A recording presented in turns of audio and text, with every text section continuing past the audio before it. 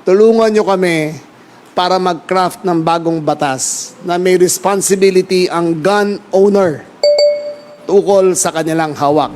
There are millions of gun owners in the Philippines. Million po yan. I don't have the exact number. Okay, ang registered firearms natin. Pero ang culpability ng may-ari ay napakababa. Sa nangyari doon sa Tacloban na kinuha ang baril, kung private owner, ang case niya is only civil, walang kriminal. Ako po ay naniniwala na sa lahat na may-ari ng baril, may kaakibang responsibilidad kung paano alagaan to. Dapat to ay nakasafe, dapat to ay under lock and key, at dapat to 100% of the time, ang responsible ay yung gun owner. Maraming advocates ng People for the Responsible Ownership of Guns. Nananawagan ako sa lahat ng mga advocates ng People for the Responsible Ownership of Guns. Tulungan nyo kami para mag-craft ng bagong batas na may responsibility ang gun owner